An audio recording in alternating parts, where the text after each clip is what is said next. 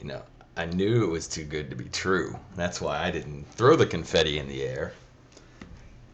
I knew he was too egotistical, too narcissistic. You might want to look that one up, Amazing Atheist. Knowing that you're from Louisiana, I know the educational system there is not the strongest. What really amazes me, this news that he's moving back to Louisiana. Now, see, this is where I have some expertise. As you see on my wall, got the LSU back there, yeah. And you got Reggie Bush over there, yeah. Yeah, I'm from Louisiana. I lived there 25 years. I also lived in California. I lived there about 7 years. As you see in some of my videos, I praise or I give homage to lots of things Californian because I've lived in so many places and people are just happier there. Whether it's the great weather, whether it's amusement parks, culture, wine, beaches, mountains, snow desert. I don't know. I can't put my finger on it, but I know that my happiest, the one thing that is missing in my life, is living in California again. I will make it back there one day. I will. Whether it's retirement or a job change or a transfer, I will make it back there. But that being said, and I don't work for California, so this isn't like a, advertisement. That being said, I could never ever move if I had a choice from California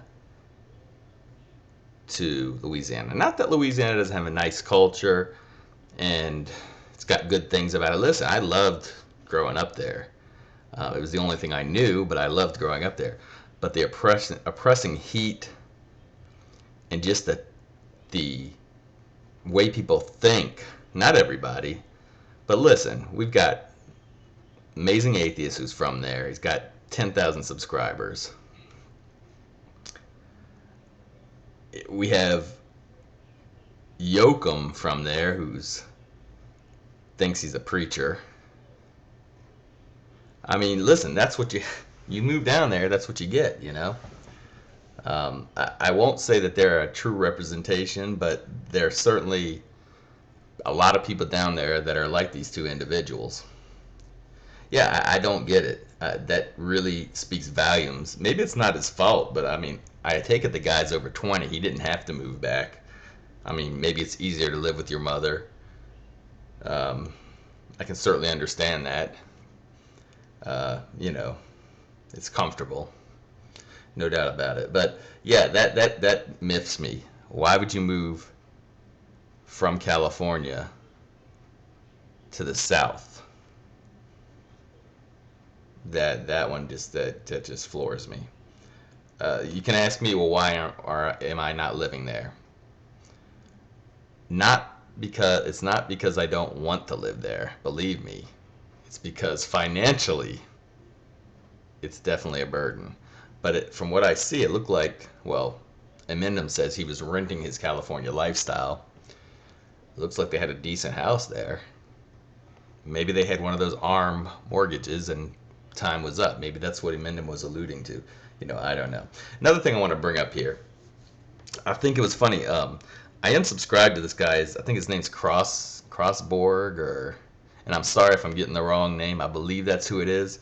Maybe once I say these things, He had like a whole, when the Amazing Atheist said he was giving his final goodbye, and this one man, I think it was Crossborg, was saying how he's really sad, and he thought how great The Amazing Atheist was and what a great guy, and reminded him of himself when he was that age.